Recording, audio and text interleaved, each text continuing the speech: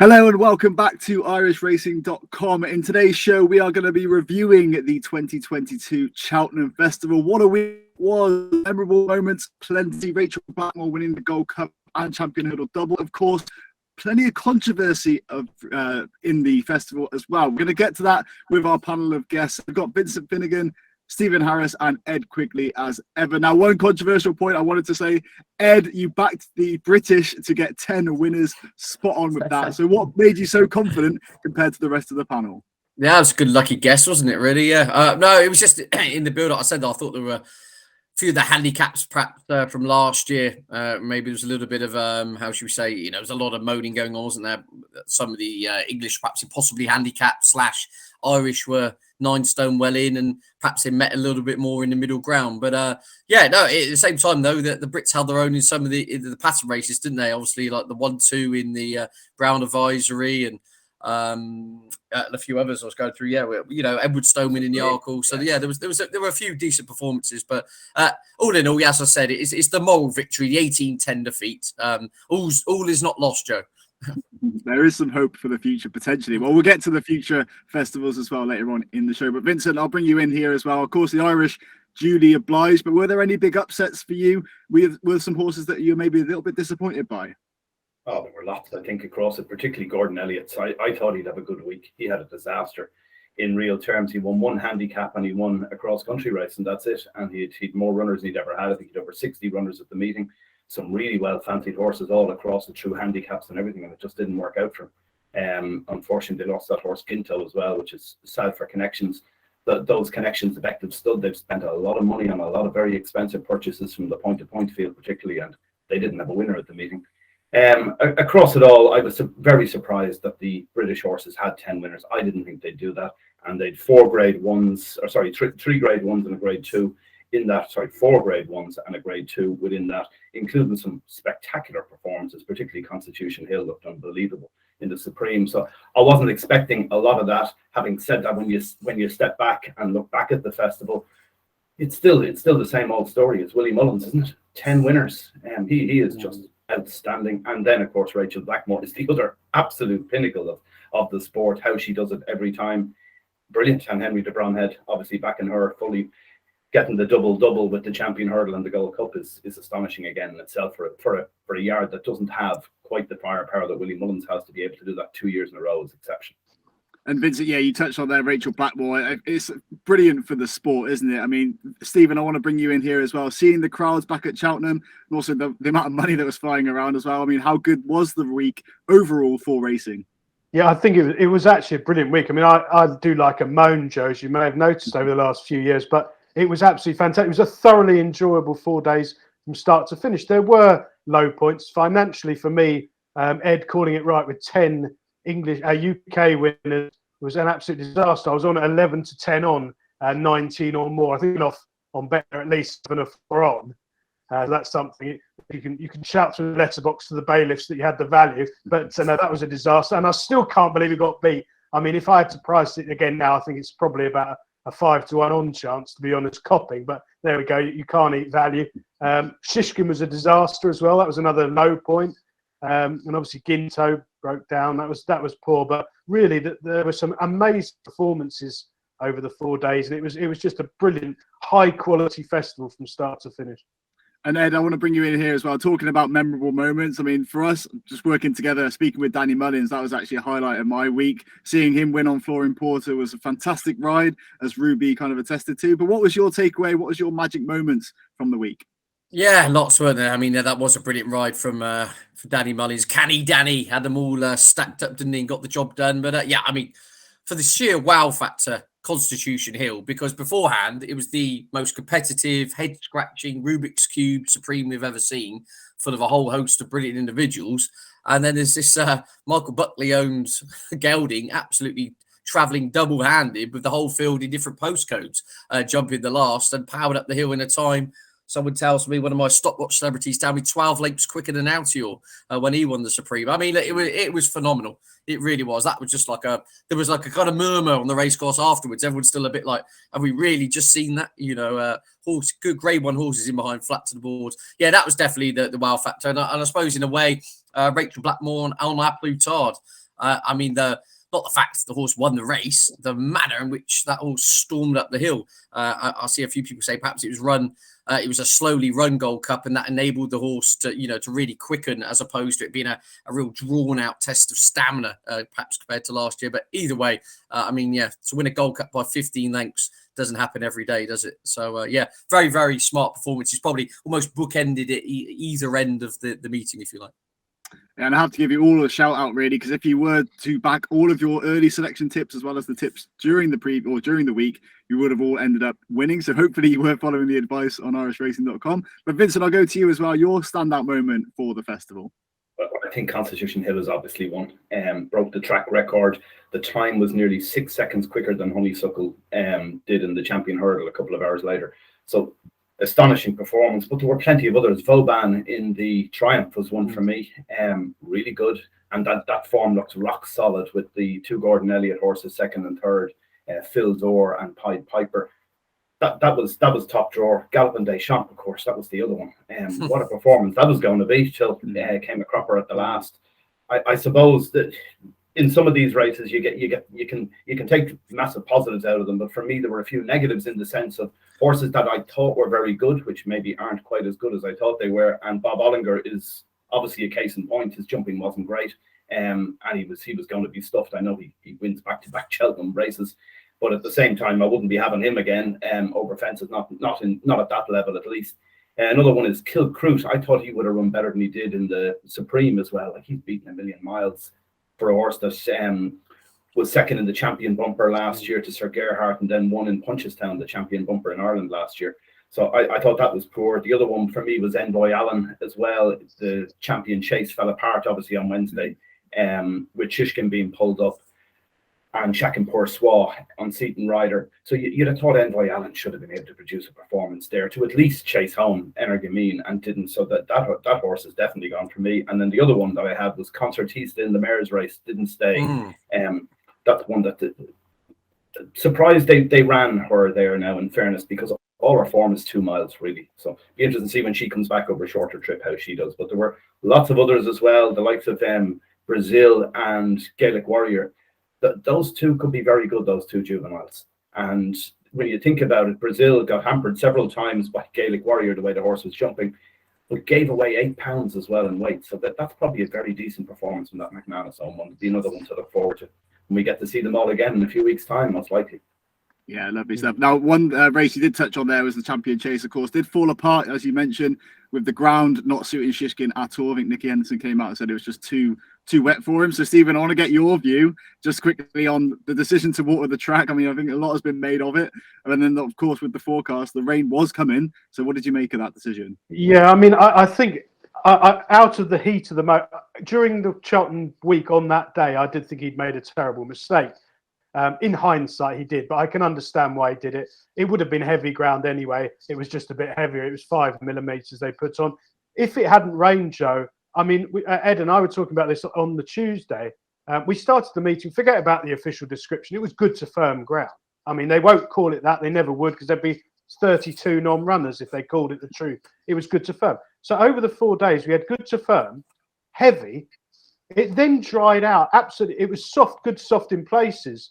On the Thursday, and it was good again by Gold Cup day. I mean, it was absolutely extraordinary. You've got every single different going that's possible over the 4 days. So, yeah, I mean, that's something to bear in mind when you read back the form. And actually, I just wanted to touch on Constitution Hill quickly. I fancied him. He won very impressively. To be a sort of old misery, they almost sacrificed John Bon to ruin Willie's horse, didn't they? They went a ridiculous gallop. It absolutely made it for Constitution Hill. Now, he is a machine. I suspect he'll win the Gold Cup in 2 or 3 years' time. He's an absolute monster. But he had everything panned out ideally. And I wouldn't be quite so...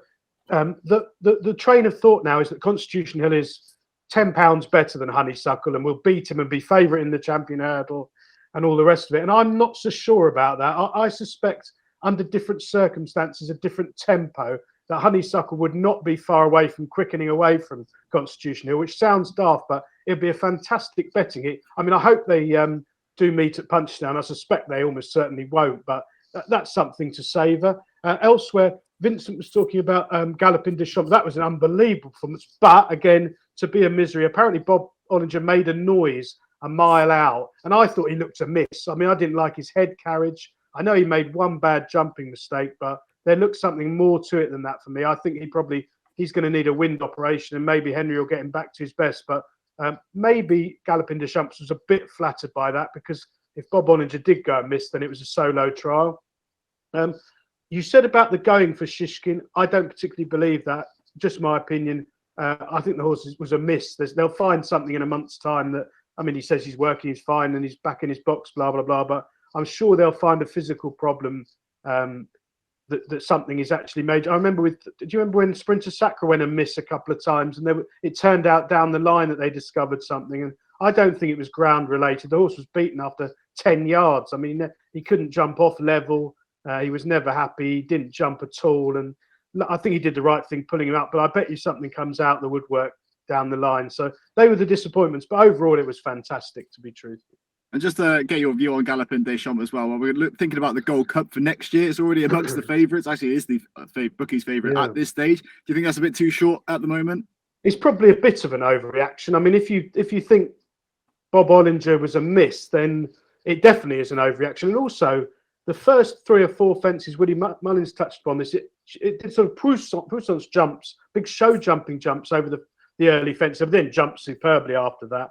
Obviously, it's a tour, but I think I'd have A Plus Tard favourite for the Gold Cup. And I mean, everyone said it was a steady run race, but I mean, I think if they'd gone quick, it wouldn't have hurt A Plus Tard. I mean, just a fantastic horse on decent ground.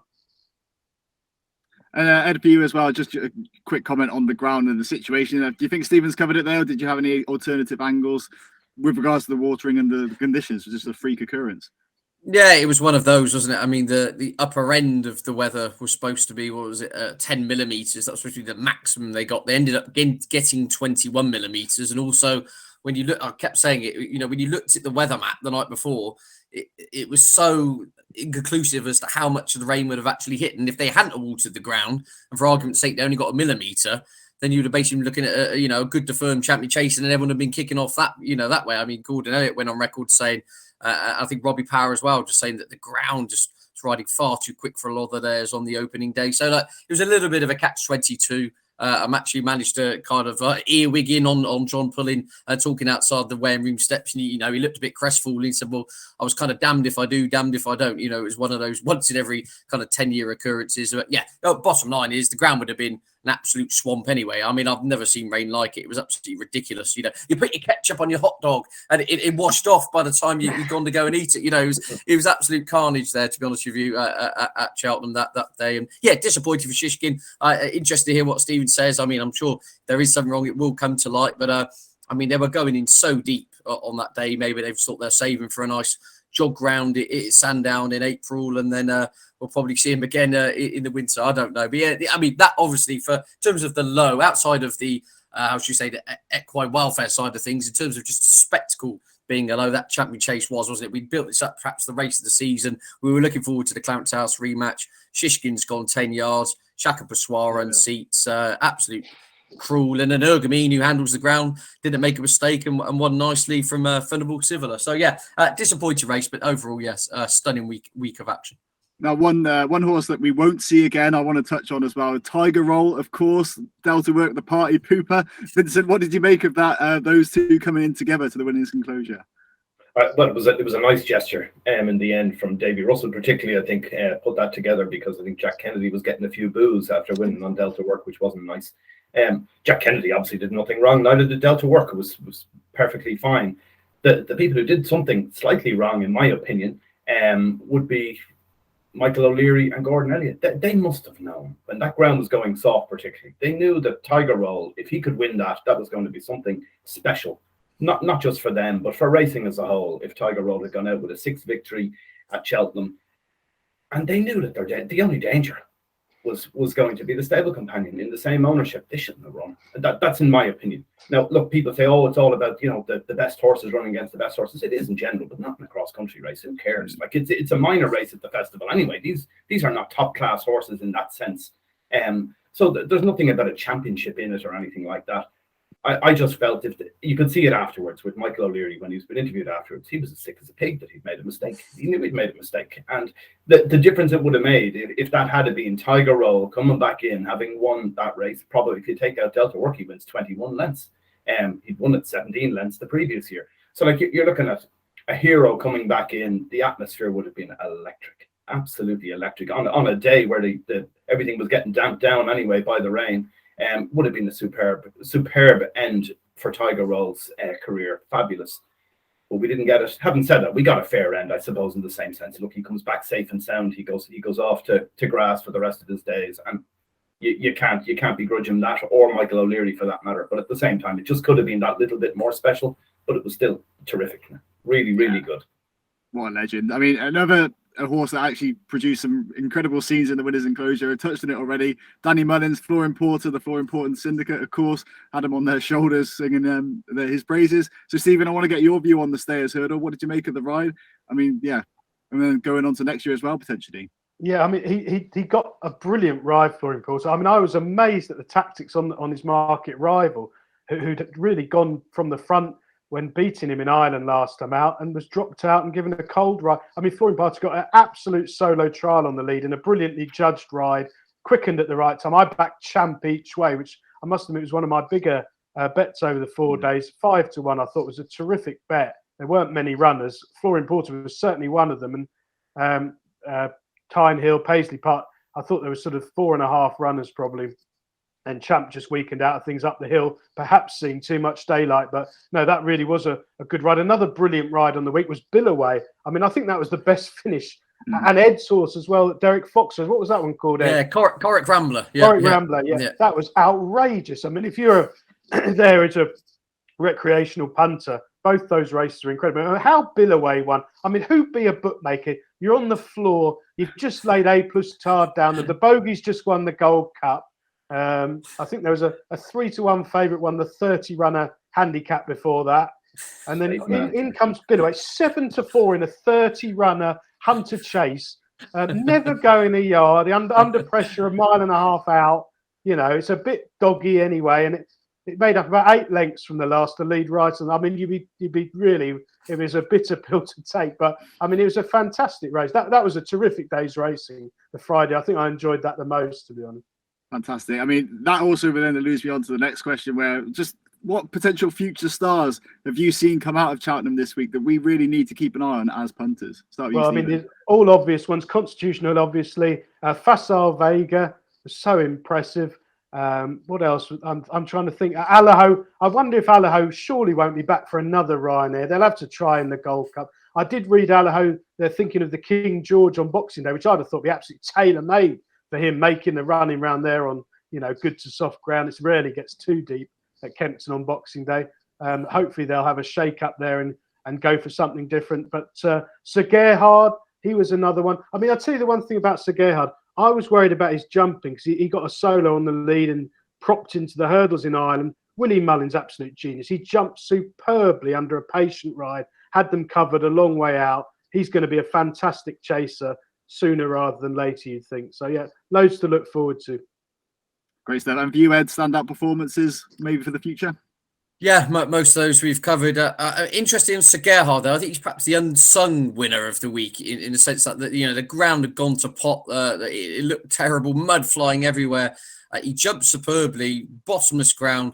He carted himself to the front. I mean, he was pulling Paul Townend's arms out. We were worried about his stamina and his jumping.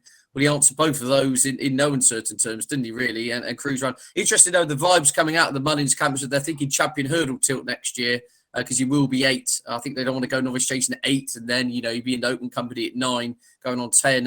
I'll be interested, he didn't look slow when he won at Leopardstown on his previous start. And horses that have won over that 2.5 mile race, the likes of Istabrack, Hardy Eustace, they've all got good records of coming down. So I think he's got a lovely blend of speed and stamina. And he'd be a fascinating kind of input into the champion hurdle division next year alongside the likes of Constitution Hill and Honeysuckle, should they go that route. So, yeah, I think he was probably the one I think he won with a lot more in hand than perhaps we've officially seen, if that makes sense. So, yeah, he was absolutely excellent. But then, yeah, just keep going back to Constitution Hill. That really was one of those wow factor moments for many a year at the Cheltenham Festival.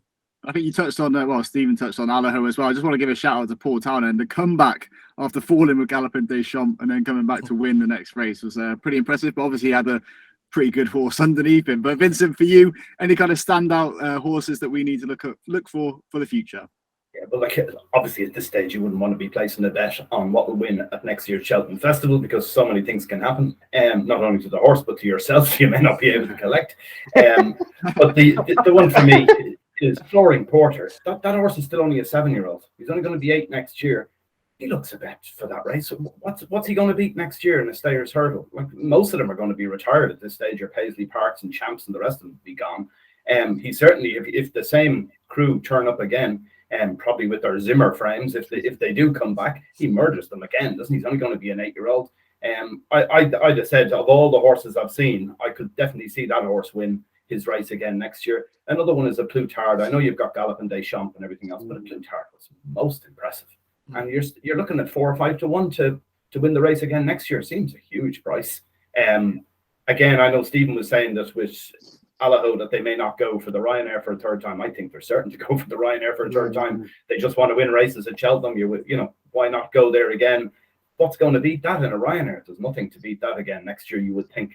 A few others that came out of one of them is Langer Dan. Will he go for this Martin Pipe for a third year? Put him away again? Possibly so. He's been so unlucky, hasn't he? Met Galopin Des Champs in a 12 months ago and then gets brought down early on this time. Huge punt on him again, the same as last year. So maybe they'll wait for another year with Langer Dan, but he'd be one. It'd be hard to see yourself place a bet at this stage on Langer Dan for that, not knowing what's even going to be in it. Some of the other ones out of the week, State Man, he was very impressive, and I think that's a horse. Hard to know what to make of his rating. He was given a 141, wins very easily. He's obviously high class, so it's interesting to see where he goes and what they do with him. The other one again is that Gaelic Warrior, which finished second to Brazil in the Boodles Juvenile. That horse still stays as a novice, so there'll be a case for saying that could be a supreme horse for next year if they decide not to go to Punchestown Aintree or any of the other remaining festivals and keep him till after Punchestown to win his maiden. So that'd be an interesting one maybe. Outside of that, it's all the standard ones: Facile Vega, American Mike, those sort of horses going over hurdles would be really exciting now. Great stuff. All right then, Vincent. Hopefully we'll all be here for next year. Aside from have a bit of positivity in that. That wraps it up for today's show. Our Cheltenham review. Drop in the comments your best bet and also your best horse to look out for in the future as well. Thanks you for watching on irishracing.com. Be back very again. We'll be back soon for Jump to It later on in the week. But for now, thanks a lot for watching, and we'll see you again very soon.